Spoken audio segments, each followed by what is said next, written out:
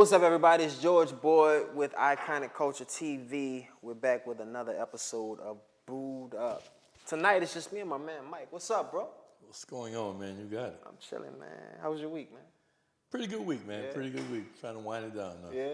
Oh, yeah. You did Jazz Fest? Oh, yeah, absolutely, man. Who was the top? Well, I think I'm old school. I like that old school stuff. Yeah. So Jeffrey Osborne and Jeffrey Osborne. yeah, Oh, he definitely. he and Irvin and Fireman, they went back. Yeah. Oh yeah, it was smooth, man.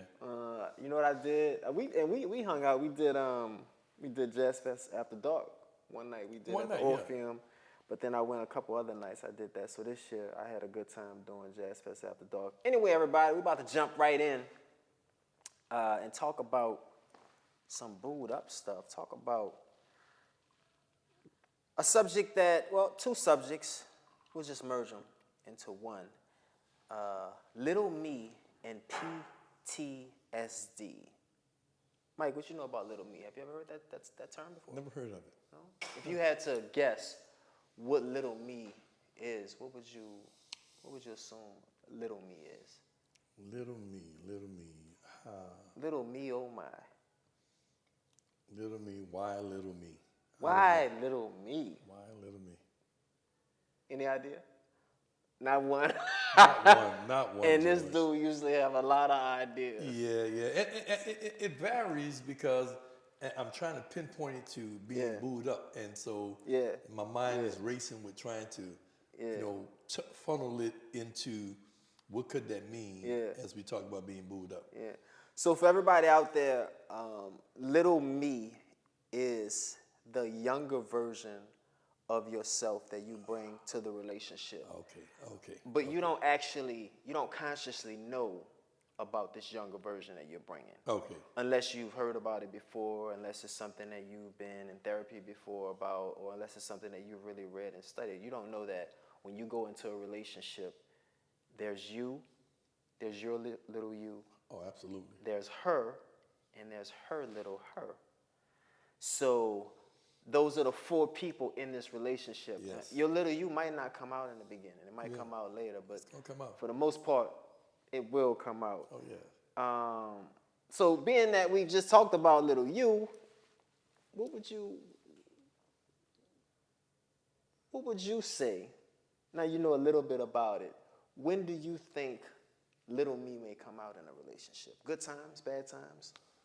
When do you think you may frequently see little you? I think more or less I would see it during the bad times. Bad times. Absolutely, because that would be that little selfishness, a little selfish kid, or the greedy kid, or the kid that basically just want to have his way sometimes. Yeah. Got everybody out there, I got a book. It's called Anxious. Is it Anxiously Attached? Yes, Anxiously Attached.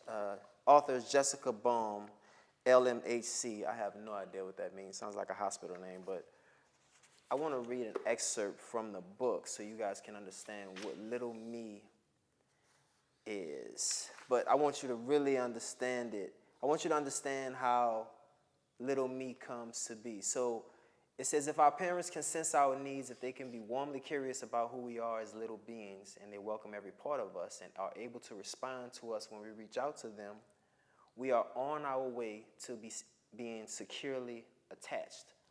So the little me is that little person in you. It's the younger part of you. And if we're feeling sad or scared because how someone else is showing up in a relationship, sometimes we feel like there's something wrong with us. But this little me has incurred wounds from childhood. Absolutely. And most of them come from our parents not being able to respond the way we need. Let me tell you, there's a part in this book that talks about why. It says some parents are too wounded to provide the kind of care that we need. If both parents are anxious, they may be able to be with us sometimes, but they will get pulled away. The unpredictability leaves us not knowing when they will next disconnect from us, which makes us frightened and hypervigilant. Anxiously attached. We'll talk about it more later, but when we get like that as kids, when we become anxious and hypervigilant, it shapes the way we are in relationships later on. Now that we talked about that, how can you relate to maybe being in a relationship, and I mean, well, first, how was your relationship with your mom growing up? How was she as a mom? What was your mom? Was she one of those sweet, endearing moms, or was she the New Orleans mom that had to be tough because times were rough? I mean, it was New Orleans. She had to be a soldier. She had to be mom. She had to be dad. She had to be uncle. Yeah, aunt. well, How was she? My father was in the house until he passed away, but I basically came out in the rural areas, St. Bernard Parish, which is adjacent to Orleans Parish. Yeah. And my mom, until this day, she's the same way. She's been that nurturer. She's been that one who pays attention, who's been supportive, and who's always been there, and still to this day, there's a little boy inside of me that still want to make mommy proud. Really? Mommy, here's this A. Look what I did in school today. That little boy still lives in me to make her proud. Did she affirm you when you got good grades, when you did things good? Did she give you a pat on the back? Was it a reward? Oh, she yeah, that type of mom? she wasn't very affectionate when you talk about, the details of it. Yeah. But she showed her love in so many ways because, I mean, until this day, if I walk in there, or if I say I like a certain cookie in a matter of house, or a certain cake, or a certain chip, I say, wow, I really love these. The next time she goes to the supermarket, it's going to be at the house for me. Really? So she's still like that until this day. And I had a different experience growing up. My mom was probably the opposite end of the spectrum. Now, I had a bunch of people that were loving and kind and took care of me and did a lot of things for me, but my mom was not the person who provided affection. My mom was the opposite. I remember several occasions, even when I was in the military. Going to the military was a tough experience. It's really a culture shock. I would call home and I would speak to my grandmother. My grandmother would say, "Oh, well, it'll be over soon." But my mom would downplay everything. She would not provide any sense of affection. So if I called to speak with her, I had to put on a brave face. Everything was cool. Everything was okay. And this is what happens when the little me is being shaped. So when you don't get the affection and you don't get the attention and you don't get the love growing up from your parents, but you get it sometimes, well, now you try to overcompensate. Because you had on Monday, mommy was so nice, you want to be that extra special, extra kind, extra good child. Yeah. So when she comes around, you try to do extra so she'll stay happy, so she won't get upset. If she's upset on Friday because she didn't get paid enough, well, you don't know Friday's payday. Right. Consciously. But unconsciously, you know every Friday, I better not ask for money. Right. And so our little me gets shaped around payday now. Now we're concerned about Fridays, paydays. Yeah. And so now we grow up in relationships and we wonder why we have money problems. You could have a good job, but you may have money problems because your little me was shaped by your mom. Yeah. And being in that household. So it was different for me, and it sounds like it was a good experience for you. But how has that transcended into dating for you with having a mother that was a nurturer? Do you find yourself looking for a nurturer in your partner? Yes, I do, Joe. And believe it or not, it has set a standard for me because with Mom, she illustrating how to be there even through the tough times. So no matter what was going on, if she was angry with me, if there was a need that needed to be fulfilled, or there was a desire, she still would come through. So you never felt a sense of abandonment with her? No, never felt that, never. In any of your relationships, have you noticed a pattern with women in and out of the relationship, like leaving in and out of the relationship, makeups to breakups, a lot of breaking up, or were your relationships pretty consistent? They were pretty consistent, and and we held on through the tough times. Okay. And part of what I look for, that nurturing, being there, supportive, if I don't find that in the mate while we're dating, it helps me. It causes me to be somewhat reserved because I can't give all of me. I'll say this: just hearing him speak about his experience with relationships and how his mom was such a nurturer, mine wasn't. in my relationships, I found the total opposite of the spectrum. It's been nothing but abandonment. Wow. So as soon as something goes wrong, my partner leaves. Wow. As soon as there's an argument, she runs out. As soon as there's something that she doesn't like, she runs out. And Mike has learned how to be a nurturer from his mom. I'm aggressive. I argue. If there's something that I don't like, I argue. I don't start that way, though. I'm very nurturing, I'm very loving, I'm very kind, because my mom has both sides. She's very loving, she's very kind, but the totality of her, we got to edit that out. The totality of her, we don't have to edit that out. The totality of her is aggression, anger, upsetment, abrasiveness. This is what she grew up around, and I witnessed that. So I'm naturally loving, I'm naturally kind, just because that's a part of me. But once something is done that betrays my trust, if there's a lack of transparency, if I told you that I had a female friend and this is what we did, and you told me, oh, I have a male friend too, but you don't, and this happened in a relationship, but you didn't tell me the totality of the story until later. Well, I feel like you held something back. And so now I'm angry. And the aggression that you hear in my voice, me being upset about it, is that other side. And it takes a while for me to get out of that, because I feel like you betrayed my trust.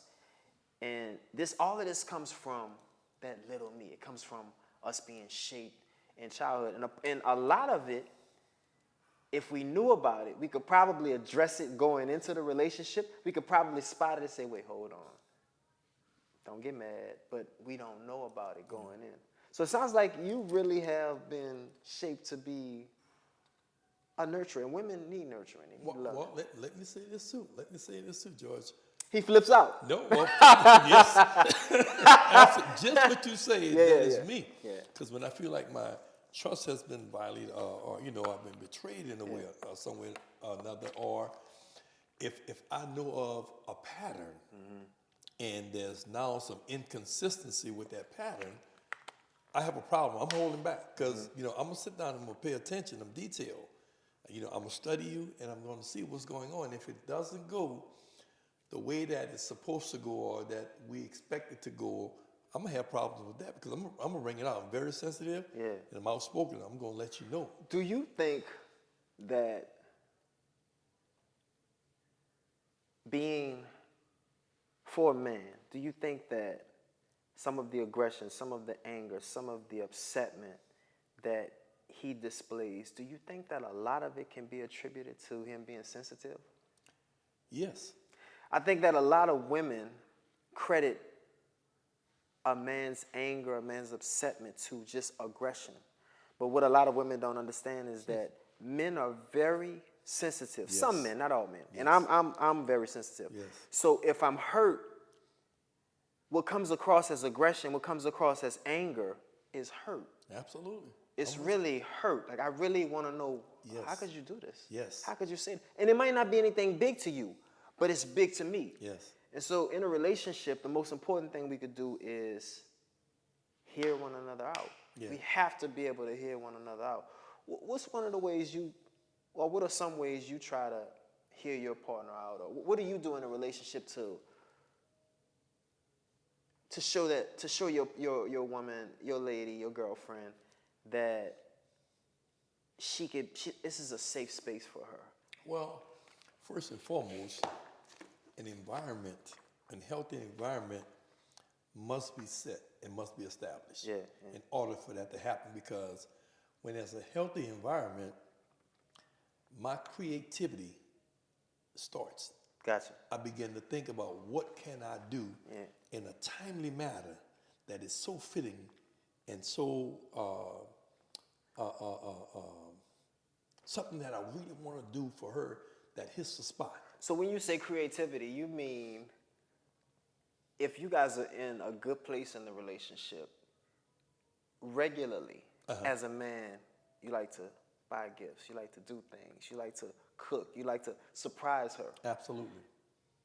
On the other hand, I guess if things aren't going right, it's not going to happen. It's not going to happen. Before I could finish the statement, he was like, I can't fake it. Is I it can't is fake it it. is it's not because you're holding back. It's because is it because you just can't do it? Because What's the reason? I'm not doing it. When I do it, I want it to come purely from the heart. Yeah. I mean, it's my motives behind why I'm doing it, comes straight from the heart. Yeah. And if I do it just for the sake of doing it, Yeah. it's that there's going to be an emptiness. I'm not going to feel it. I Yeah. need to feel as good about doing something for you as you are about receiving what I'm doing for you. Yeah. And if that's not happening, I can't fake it. I'm the same way. I feel that if it's just difficult. It's so hard to be romantic when there's constant stress, when there's constant up and down, when there's back and forth, when there's tension. Strife is what it's called. Yeah. That's the word. When there's back and forth strife, it's not good. Once strife gets into a relationship, you God. cannot be yourself. You cannot be loving. You cannot be giving. You cannot be kind. Yes. It doesn't mean you should cheat. It doesn't mean you should be unfaithful. But when strife gets into a relationship, you can't show the loving side of yourself. Absolutely. Absolutely. Wow. Total agreement. Total agreement. I think you got to credit your mom, though, with being solid enough and really giving that consistent nurturing, because that's a big deal. In our community today, they don't give that. As a matter of fact, when babies reach out, what's the first thing they say? Don't pick him up. Take this phone. Don't pick him up. Don't making him soft. You're gonna make him a crybaby. That's not true. When we reject, or if an infant or baby's crying and we reject him while he's crying, and we don't reach out and give those tears affection, love, and understanding, what we're telling him is no one is going to do that for you. We're telling him you're not special. We're telling him you're not valued. We're telling him you're not seen. And we need to be seen. We need to be heard. We need to be acknowledged. Absolutely. I agree. Yeah. I agree. So what's the dating scene for you right now, man? How you looking? Dating? Because I heard every year Essence Fest. Oh, Al. Thank you, Al. I heard every year at Essence Fest, Mike says one thing. This gonna be my year, fellas. Yeah. And he's gonna find that one or finally commit. Yeah. I mean, you think it's gonna be this year at Essence Fest? Yes. Janet Jackson's supposed to be there. It's gonna happen. It's gonna happen. It's gonna happen. But I mean, Essence is a black man's heaven. Yeah. I like seeing the positive sisters and brothers. Yeah. They're doing their own thing, spending their money, Right. just enjoying life. So, I go there and don't particularly go there to find somebody, but I joke with my boys and tell them, man, next year my girl might not want me hanging out with y'all every day. So, and every year I tell them that, and every year I end up hanging out with them. So let's talk about the next subject. PTSD, everybody. What you know about PTSD? What's that term mean to you? Oh man, it's serious. We have a lot of that going on. I guess I'm a victim of it myself. Man, dealing with a lot of stuff. And I think it was you and I was sharing about. We have a lot of trauma that never been dealt with. Right. And so a lot of times we bring that to the table. And I heard a young man today was on the news who had I was on WDSU Channel 6, and his restaurant was suffering because he was crying on TV, a grown man crying. His restaurant was suffering because of the construction that was going on, and when everybody passed, it looked like the restaurant was closed. And last weekend, I don't know, the word got out, and man, they bombarded his place. Really? And he was talking about the way we deal with trauma. He said a lot of times we just bury it, we don't address it, we don't talk about it. And he talked about his trauma. Yeah. He said that's through social media and everything like that. He talked about it. He said, man, last weekend, man, brought a smile to his face. He couldn't even pay his employees. But because we suppress that trauma and just move on, we've learned how to suppress it and keep moving to the next day. Yeah. That's not good, man. Post-traumatic stress disorder, for those of you who don't know what PTSD is, that is what PTSD. Now, when we speak about PTSD, I'm not talking about waking up in the middle of the night, Sodom! Like a bomb's going off or we've been to a war, although that's a part of it. I'm speaking of PTSD in relationships, post-traumatic stress disorder in relationships. And there's the little me and there's PTSD, where you can have two experiences, both of those experiences, in a relationship. If it's a post-traumatic stress disorder experience. I'll give you an example. My girlfriend broke up with me. Uh-huh. Every time I think about the way she broke up with me, I get upset. Every time I think about the words that she said, every time I think about how I said, what do you mean? You know, and I think about how I tried to explain myself, and I think about just trying to talk through it, and she refused me because she didn't want to hear it. I get upset, and I get anxious, and I go back to that moment, and I get angry, and I get mad.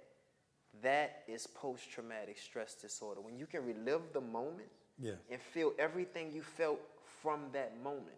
Some people may feel it because they got in a fight. Some people may feel it because they were in a domestic violence situation. Some people may feel it because they caught their significant other cheating. However you feel it, that's post-traumatic stress disorder. Now combine that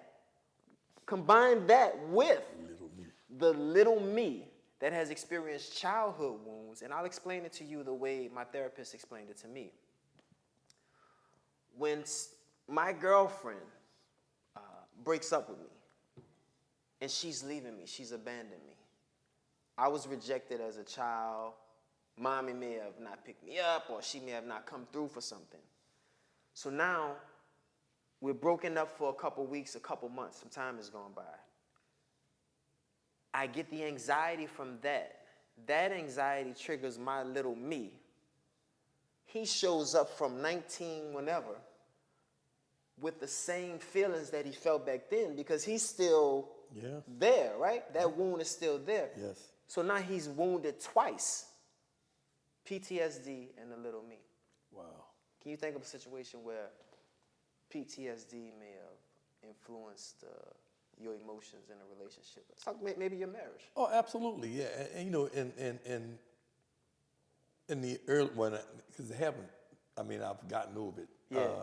But in the past, I've had to deal with that because, without a doubt, going into another relationship, most times we don't detox from the previous relationship, so we move on into a new relationship, and we bring all that baggage with us. Yeah. So bringing that baggage, you know, in the past, I brought some baggage with me, and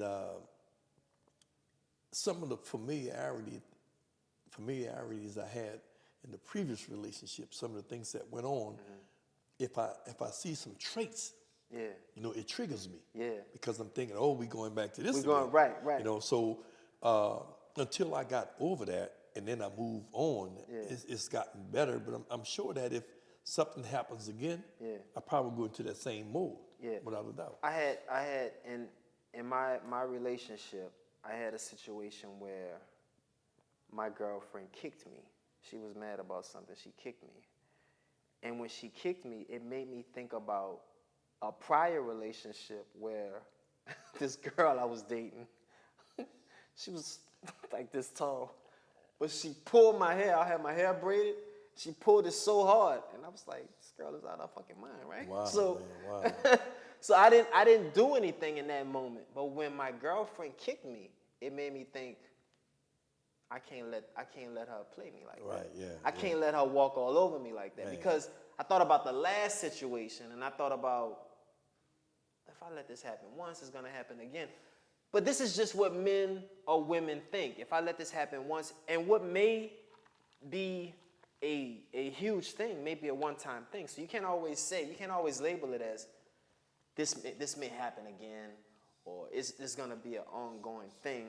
But it triggers in you emotions from a prior ordeal, even if you're over it. Absolutely. Even if you're over it, you'll think about, why would this person do this? And I've done things to trigger people as well. We all get triggered. Yeah. But when we get triggered, how are we responding? You know, are we responding positively, or are we responding negatively, or are we just reacting, we don't know, and then after we react, it's too late? Well, I think it all depends on whether or not we've healed, and what type of therapy or what type of growth, maturity we have from that area. Yeah. And if that hasn't taken place, no growth, no healing, no therapy, anything like that, that's a great chance you're going to go back to the same funk that you were in that previous relationship or that, whenever relationship, In what situations can you, since we've talked about little me and PTSD, in which situations can you kind of predict where little me might show up?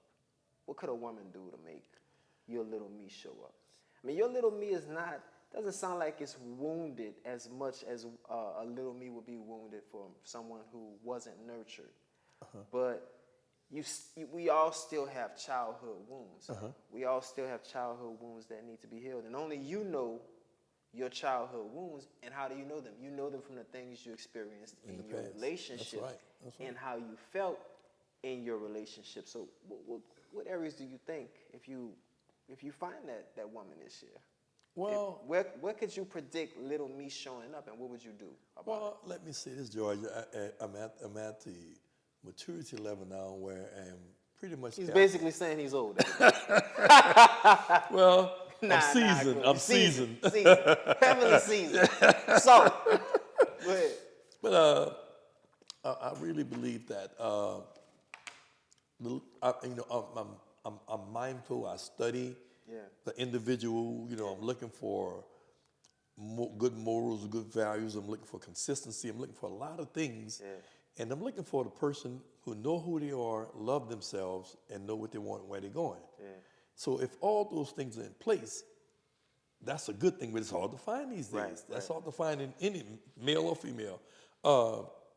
So if I see some inconsistency or I see things are not working out right, I kind of like somewhat hold back. I don't allow my emotions to lead me. I don't allow, other things to lead me, her career, whatever it may be. None of that stuff is front and center for me. So if you found a successful woman right now, when I say successful, she could be a lawyer, she could be a CEO. You're telling me you wouldn't shrink back on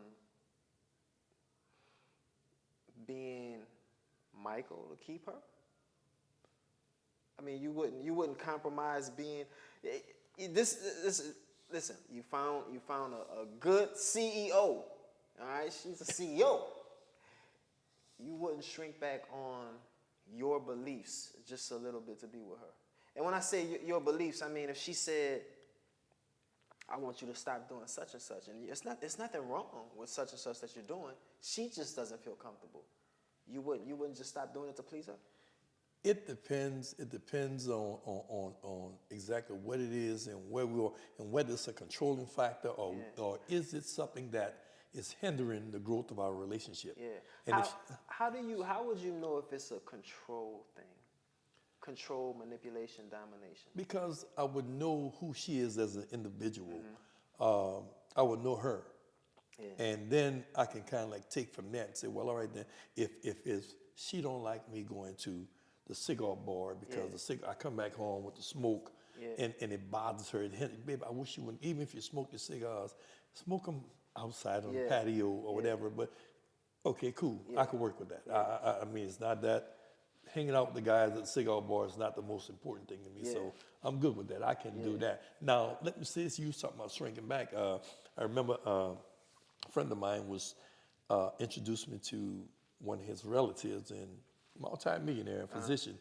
And he said, he really wanted me to be his in-law. He says, man, I never thought about it, but you are the perfect one for my relative. And we, went out and had a drink and had a dinner and so on and so forth. And it was never a follow-up. Nice, but I wasn't attracted to her in that way.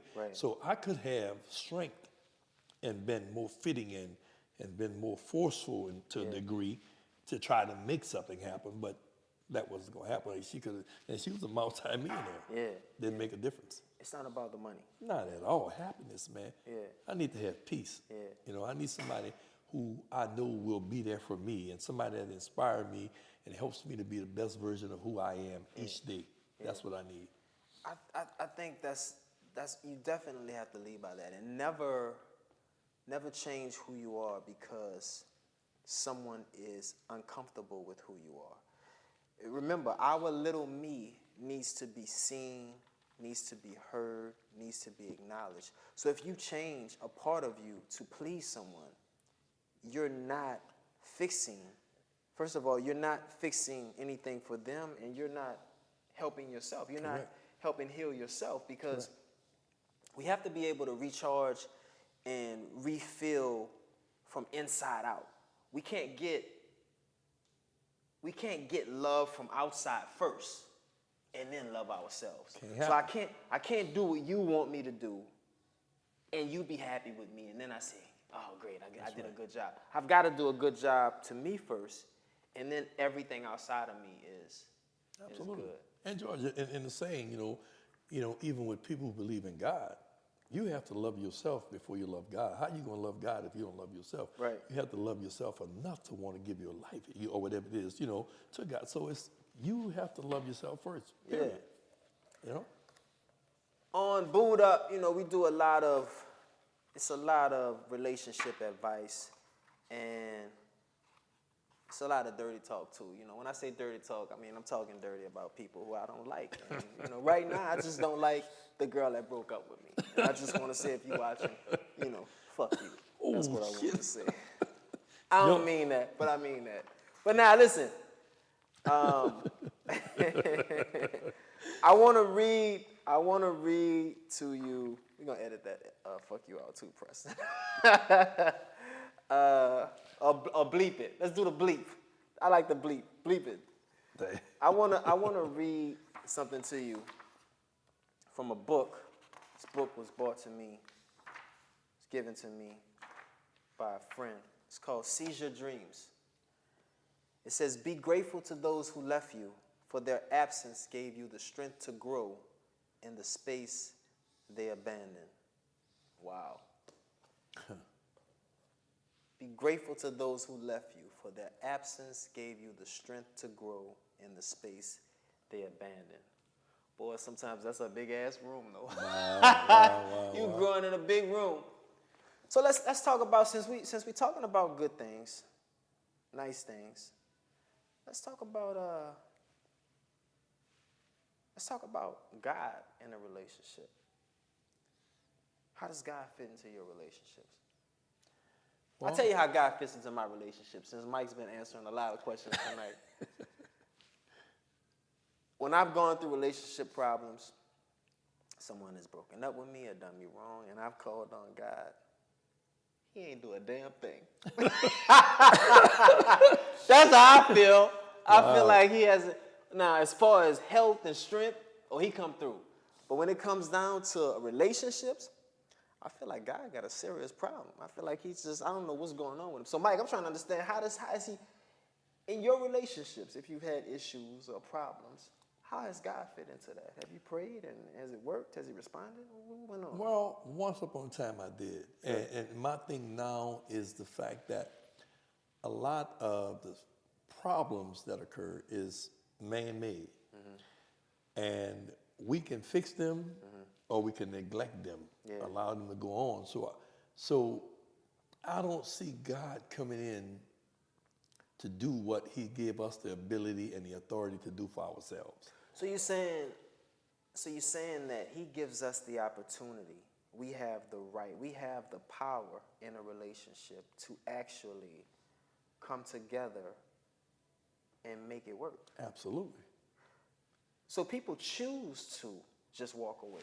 Whether it's pride, whether it's whatever the case may be, they choose to walk because let's come to the table. We're not going to leave here until it's fixed. Do you think that when people walk away from a relationship, whatever excuse they give themselves in their mind, do you think that they leave thinking that they're going to go and find a better relationship with less problems?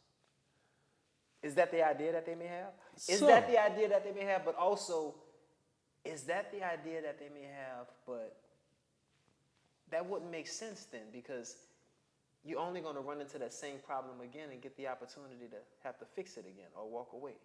What do you think? George, just like everything else, some people live in the moment, and when it's new, dinner, flowers, and all this good stuff. So they like the romance. Exactly. They like the honeymoon. We do that for the 3 to 6 months, a year, whatever like that. Then, after that's done, off to the next, and then to the next, and to the next thing you know, you're 40, 50 years old, and, You haven't built a foundation. Not at all.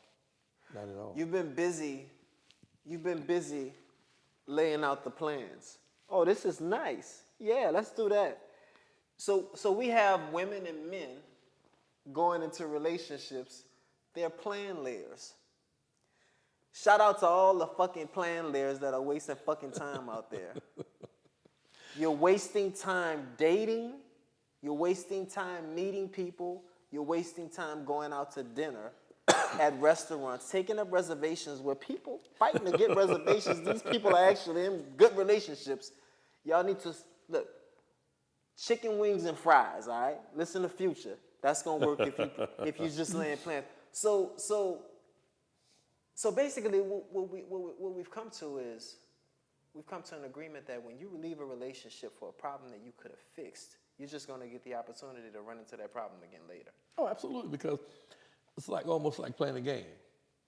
And there's no end game in playing. We just playing the game, you know, whether it's baseball, football, basketball, we playing, you know, we don't know when the game's going to end. We just playing until.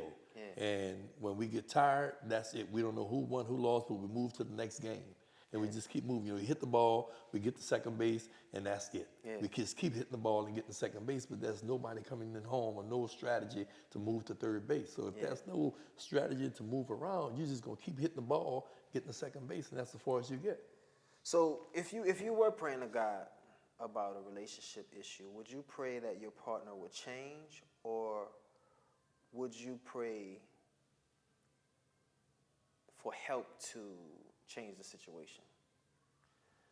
It depends on the situation, but more or less, it would be praying for what is best and how we can change the situation. Gotcha. Because if it's something that's morally wrong, or you know, something where integrity, you know, is a concern, but that's an issue I need to handle myself. Yeah. I mean, you know, I don't know. Well, it's between she and God to fix that problem, but for me, you know, it's like, nah, this is something that you need to deal with, you know, yourself. You got to look in the mirror and say you're wrong, or you know, whatever the case may be. So that's the way I would look at that. It just depends, you know. I agree. I don't think that you should pray that God should change anyone. I think that you should pray for help to change the circumstances. Yes. In the relationship, because we all have the ability to do so. Which brings me to the point, we all, if you met someone, that's a divine appointment. Uh-huh. You don't, ladies, the excuse that you give men when you want to break up, or men, the excuse you give women when you want to break up, you leave because you're mad, you don't want to handle something, and you say, it's just not the right time. Yeah. Who are you? Who told you that? And when did God make you the time author? How does somebody come together and tell somebody, man, look at Cuz, what's up, Cuz? We all on, it's all right, we live, it's my family in the building, baby. Yeah. What's up, Cuz? Man, dip in it. Mike, man, open that door right quick. Cuz we taping, bro, but you could watch, bro. We live, bro. I didn't want to. We live, man. That's why I nodded at you like that. Hey, y'all can't see him on camera, but that's my cousin Myron Green, bro. What's up with you, Cuz? How you feeling, bro? Yeah. I see you. So, man, what to do with your head?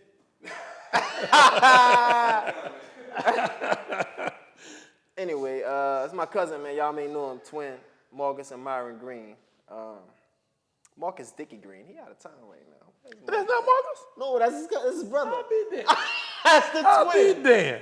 That's why you asked about. That's why I said, man, what happened to your head? Man, that's why I said that. That's his twin.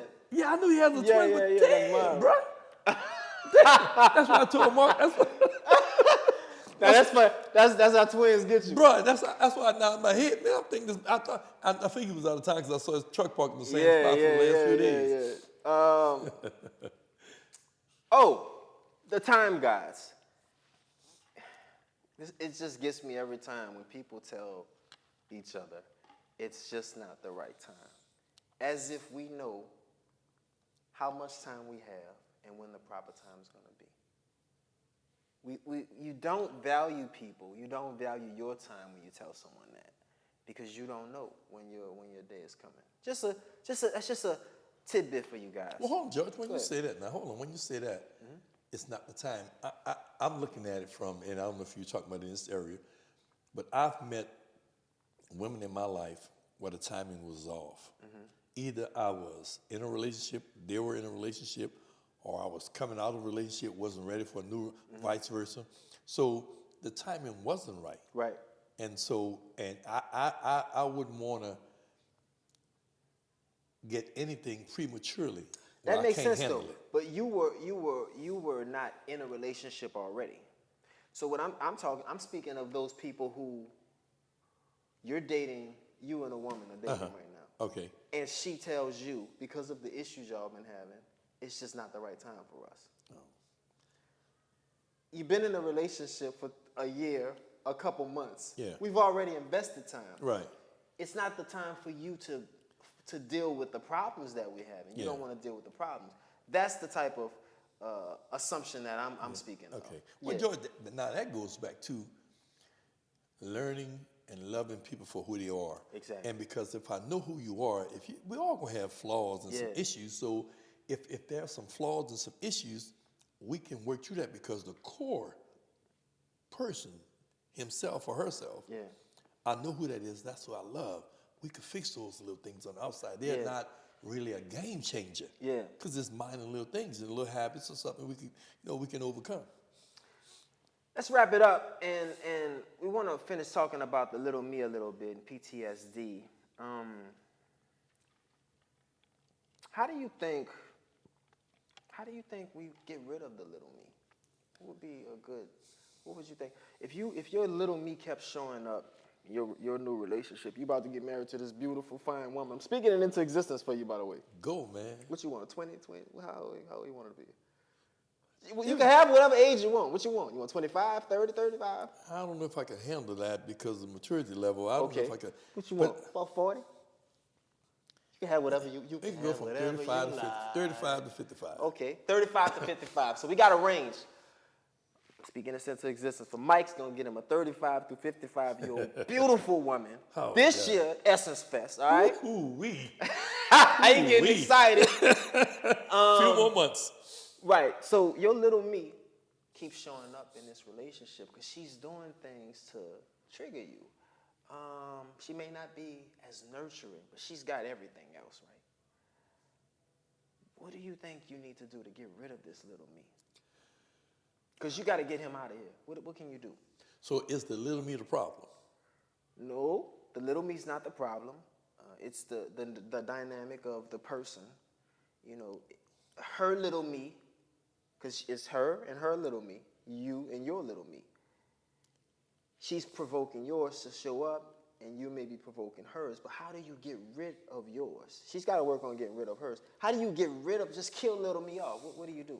What do you think you should do? Oh, man. Well, let me backtrack a little bit. Then my thing is to add peace to her life, and her thing is to add peace to my life. So if the little me is a problem that's causing us to have these issues and vice versa, we have to understand what is most important here. Yeah. To allow little me to live or to allow peace to live. Do you think that you can get rid of him? Do you think that he can go? Man, look, when you are in love and you love somebody that much, he can go. So, from a therapist's perspective, and I'm not a therapist, but I asked my therapist, I said, how do I get rid of this wounded little me? And she said, you can't. She said, you can't get rid of him, but when he shows up, you can grab his hand and walk with him. And what you do when he shows up with his anxiety, his wounds from childhood, his hurts, his angers, his upsetments, is you tell him, this is not the person that wounded you. This is not the person that hurt you. This is not the person that abandoned you. This is not the person that sexually abused you. This is not the person that physically or emotionally abused you. I'm here, and whoever did that won't do it again. And you need to talk to your little me. Like, you need to ask him, who did it? Who hurt you? Because a lot of times we won't remember. You know, they have things that have happened in our childhoods when we were kids that was so deep, even as children, we were able to block out. Yeah. And so you have to sit down within yourself, by yourself, and ask, who hurt you? Who did it? What happened? Sometimes you may get those answers, but when you don't get the answers, you do get a sense of peace, because now you're asking yourself what's wrong. And you're taking it off the person. You're taking it off your significant other. You're taking it off your fiance or your husband or your boyfriend or your girlfriend, and you're putting it on what's really hurt, like that little part of you that's so big, that wound. And so when you ask him what's wrong, or when you ask her what's wrong, you start to hear the communication from within. And you're able to tell that little me, okay, this is not who hurt you. I will not let you get hurt again. So you don't have to respond like that. Because when the little me shows up, it shows up as a little me. Yeah. I want to argue. I want to fuss. I want my way. I want to hit. I want to throw things. These are childish behaviors, right? They're not grown-up behaviors. But as grown-ups, we have to banish the childishness, not by forcing the little me away, but by talking to it and asking, what's wrong? And saying, we're not going to throw things. We're not going to hit. We're not going to yell. We're not going to cuss. But you have to be able to do this constantly, over and over. And as time goes on, it gets better. I feel That's what the therapist said. Now me, I'd rather just say, I'm not gonna say what I'd rather say, but yeah, we have to edit that out. Yeah. But I will say this though, I have tried this, and it has helped tremendously with a lot of the anxiety that I felt from a breakup. My anxiety came from abandonment. So if I was abandoned as a child, well, if you leave me as a grown-up, I'm showing up as this George, and I'm showing up as the other George. Little George, yeah. Right? And when you've been abandoned, when you've been left, the first thing you do is you'll see some men, or maybe you've had partners who, if their girlfriend or their wife was leaving, they go do extra. They gotta, I gotta go buy this, I gotta go buy that. Try to hold it back. They try to hold on. Yeah. Right? Yeah. But for some of us who are anxious, we don't do more. We just get aggressive, we're angry, and we're hurt. Yeah. So we try to hold on. Yeah. No, you're not leaving. Who the fuck you think you talking, right? We do that, right? Yeah. But that turns into a fight. That turns into domestic violence. Yeah. And that's not even what we mean. What we mean is, I love you. Please don't leave. Please don't stay. But for men, I can't beg her. I can't let her know. Right. That's what you feel. But it would be better to beg than to do. Because you're going to eventually beg anyway. You're going to eventually, after you've done all your F you dog. Yep. After you said all of that, you got to come back around and say, beg. Baby, I'm sorry. So you might as well start off begging, fellas. You might as well just start off begging, and if she don't accept that, then say fuck you. Yeah, man. Nah, real don't say talk. fuck you. Real talk. But that's it. But you know what? Before we close it out, I want to talk to everybody about a couple different ways that we could not have to go through the whole talking to little me, and you could just get right to the point. Have you ever heard of affirmations?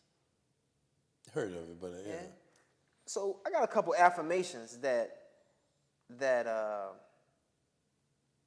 will help you to clear the noise, clear the chatter, and just get rid of the anxiety from the little me. You could say things like, I am enough. I am wonderful. I am powerful. I am amazing.